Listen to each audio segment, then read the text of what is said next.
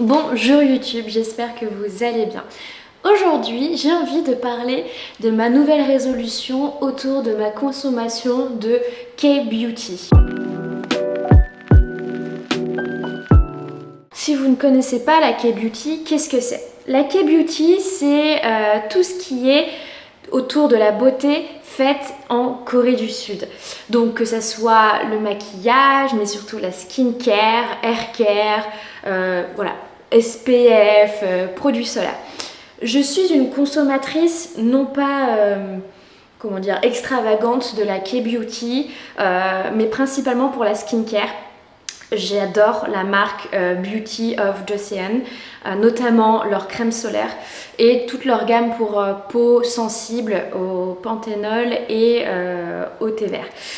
Mais bien évidemment, si je fais cette vidéo, c'est qu'il y a une raison pour laquelle j'ai envie d'arrêter cette consommation de skincare coréenne.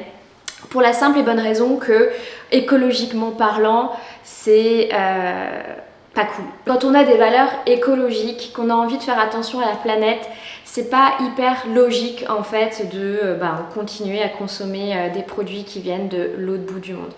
Parce que bien évidemment, les produits faits en Corée sont faits en Corée. Et donc il faut tout un processus pour les importer, que ça soit en avion, là c'est terrible, empreinte carbone plus, en bateau c'est aussi terrible, que ça soit pour toute la consommation de CO2, mais aussi les océans. On sait que voilà, il faut protéger notre planète, c'est un petit peu le message de cette vidéo, et c'est des vidéos que j'ai envie de faire de plus en plus.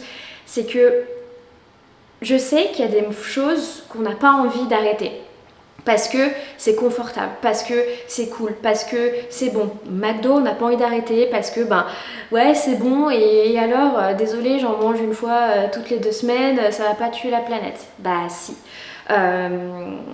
J'ai pas envie de devenir végétarienne parce que j'aime la viande et je fais attention à la viande que je mange, tatata. Le problème est que si on pense tous comme ça, les 7 milliards d'êtres humains sur Terre pensent tous comme ça, et en fait dans 100, 200 ans il n'y aura plus de planète. Je me suis dit ok, je peux pas être radicale, y a des choses que je peux pas arrêter. Je peux pas arrêter d'utiliser ma voiture actuellement parce que j'habite pas en ville et que malheureusement les infrastructures de transport public font que je ne peux pas arrêter d'utiliser ma voiture. J'essaye tant bien que mal d'acheter des vêtements qui ne sont pas issus de la fast fashion. C'est pas facile tous les jours parce que c'est quand même un budget, mais j'essaye, ou en tout cas j'achète de la seconde main si ça doit être quelque chose de la fast fashion, mais j'essaye d'aller sur Vinted, etc. Mais une chose sur laquelle je peux vraiment travailler chez moi, c'est ma consommation de skincare. Donc tous les produits que je vais utiliser au quotidien et que je vais mettre sur ma tronche, sur mon corps, sur mes cheveux, je vais reprendre à consommer local. Typiquement, c'est quelque chose que j'ai toujours fait. Avant, j'achetais des marques françaises, clean. J'essayais vraiment d'avoir une compo la plus clean possible. Moi, je consomme bio au quotidien et c'était logique que dans mes produits que je mets sur mon visage, ça soit aussi bio et que ça soit naturel. J'en suis un peu revenue du 100% naturel parce que malheureusement j'ai une peau qui fait que je ne supporte pas certains actifs naturels. En fait, avec l'arrivée de la K-Beauty sur les réseaux sociaux, moi qui suis fan de skincare et que je voyais les peaux des Coréennes et même des femmes européennes ou des hommes qui utilisent la K-Beauty, je me disais il me faut essayer. Malheureusement, souvent, l'essayer, c'est l'adopter. Ça signifie que on va devoir passer par des sites internet qui font livrer pour moi une commande. Je ne sais pas, ça vient pas en bateau parce que c'est trop rapide. Je ne pense pas que ça soit dans un entrepôt en Europe. Parce que c'est trop long, donc je pense que malheureusement ça vient en avion. J'utilise le site YesStyle. Alors je ne vais pas faire de polémique là, je ne sais pas comment ils font leur transport, mais quand bien même ils auraient un entrepôt en Europe, le problème c'est qu'ils importent les produits de Corée jusqu'en Europe. Donc dans tous les cas, il y a toujours du transport. Ça existe les marques françaises ou même européennes de cosmétiques qui sont très efficaces, qui sont à la hauteur de la skincare coréenne. Et moi vraiment j'essaie cette volonté de retrouver en fait mon rapport avec la consommation locale. Et vraiment, j'ai envie d'utiliser mes réseaux aussi pour donner envie à d'autres personnes de se dire ah mais cette marque française, elle est super. Typiquement pour la skincare, j'ai une marque qui vient en tête, c'est la marque Crème, Kreme. Elle est française, elle est géniale. Moi, pendant des mois, j'ai utilisé leur crème collagène que j'adore. C'est tout fait en France. J'utilise leur gelée démaquillante que j'adore aussi.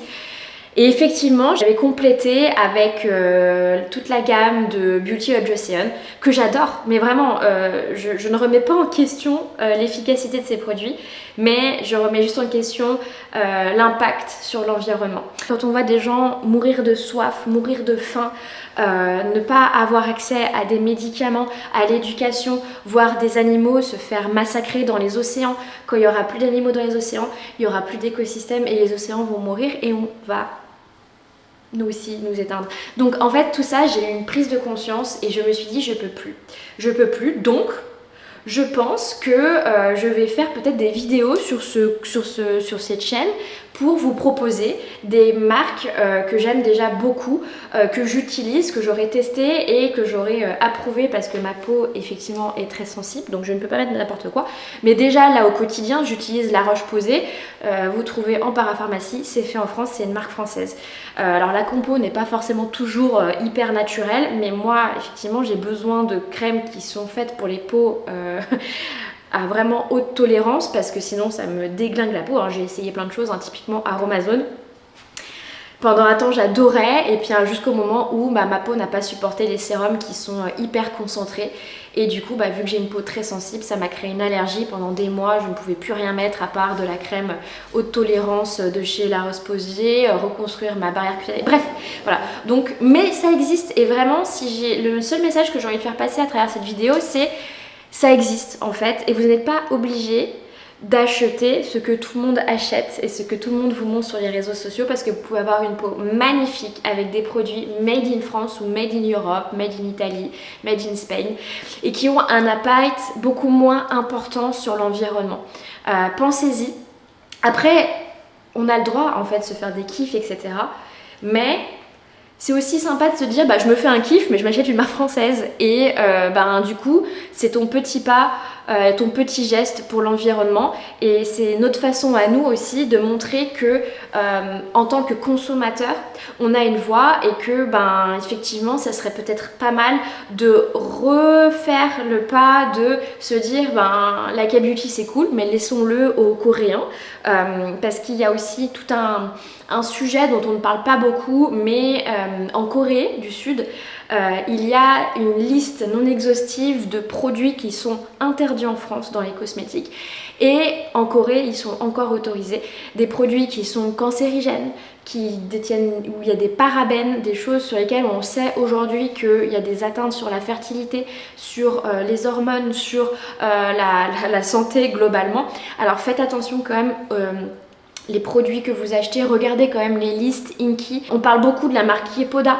Yepoda c'est une marque qui a 50% européenne, 50% coréenne, mais quand bien même elle est faite en Corée. J'en avais fait toute une vidéo où j'ai adoré les produits sur le moment. Après malheureusement il y a des produits qui ne sont pas faits pour ma peau et qui ma peau sensible n'a pas supporté.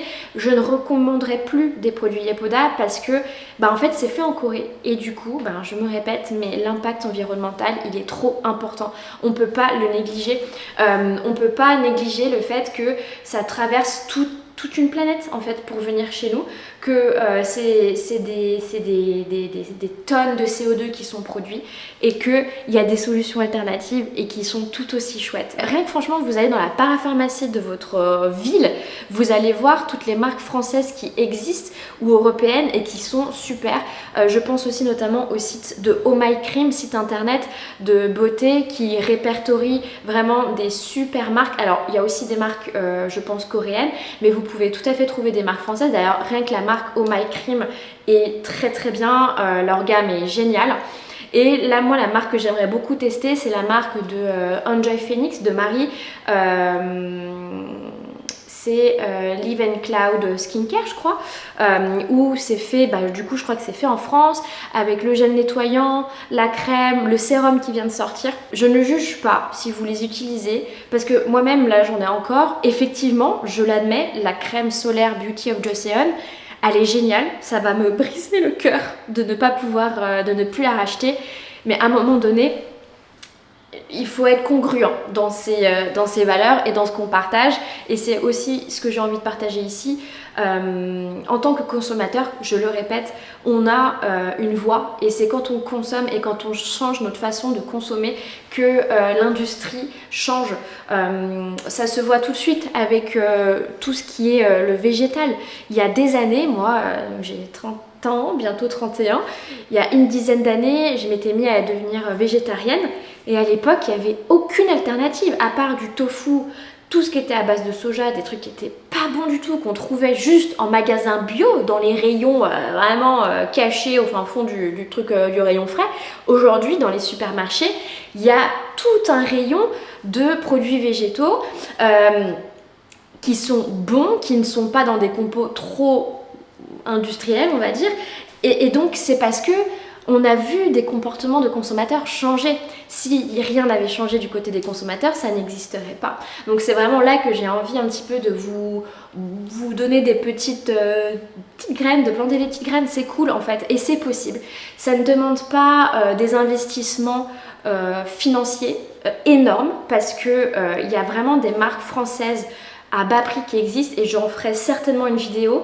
Après, j'ai aussi toute une volonté sur mes réseaux de ne pas inciter à la surconsommation. C'est-à-dire que moi, je n'achète pas une skincare différente tous les mois. C'est-à-dire que quand là, j'ai trouvé la crème pour le visage qui me va, mon sérum qui me va, la crème pour les yeux qui me va et mon SPF qui me va, je ne change pas. Et c'est vrai qu'au début de ma chaîne YouTube, j'ai l'impression que ça fait 10 ans que je dis ça, que je fais ma vidéo, mais au tout début de l'année, quand j'ai repris ma chaîne YouTube, j'avais tendance à vouloir faire des vidéos où je parle de produits ou machin et trucs, et en fait j'ai pas envie, parce que c'est de la surconsommation, c'est de l'argent gaspillé, parce qu'il y a des produits, typiquement toute la gamme Yepoda, j'ai pas tout fini, il y a des choses que je n'arrive pas à finir, et ça me brise le cœur de ne pas pouvoir terminer des produits, et je ne peux pas les donner parce qu'ils sont ouverts.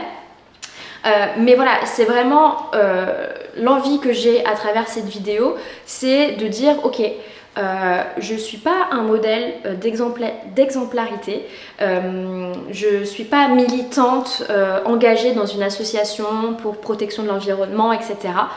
Je ne veux pas faire une vidéo contre la K-Beauty. J'entends complètement des personnes qui pourraient me dire oui, mais moi j'ai vraiment trouvé la skincare qui me plaît et je fais attention sur d'autres choses, c'est mon petit guilty pleasure de consommer de la K-Beauty. Mais ok, il n'y a pas de souci, moi je ne juge pas une personne qui prend l'avion pour aller en vacances à l'autre bout du monde. Moi-même je le fais, donc il n'y a pas de raison. Mais après effectivement, j'ai pas envie de faire semblant, de vous dire ouais j'adore la K-Beauty, faire comme tout le monde. En fait, ces fois ça fait peur. Ça fait peur aussi des fois d'avoir des idéaux, d'avoir des valeurs qui sont un petit peu en marge de la généralité.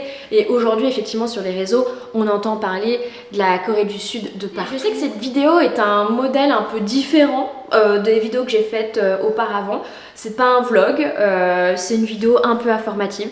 J'espère que cette vidéo vous aura plu. N'hésitez pas à mettre des commentaires, à me dire est-ce que vous consommez vous de la K-Beauty ou est-ce que vous préférez acheter localement. Est-ce qu'il y a des marques ou des choses que vous dites je pourrais consommer localement et arrêter d'acheter des marques qui viennent des US, du Japon, de la Chine ou peu importe. Est-ce que vous faites cet effort? Je sais que c'est pas facile tous les jours. Il y a sur de nombreux sujets, malheureusement, on peut pas toujours faire des concessions. Il y a des personnes qui n'ont pas les budgets de mettre 50 € dans un t-shirt. Ça, je l'entends complètement. N'hésitez pas à vous abonner, à liker la vidéo et à la partager. Et on se retrouve bientôt dans une prochaine vidéo. Ciao!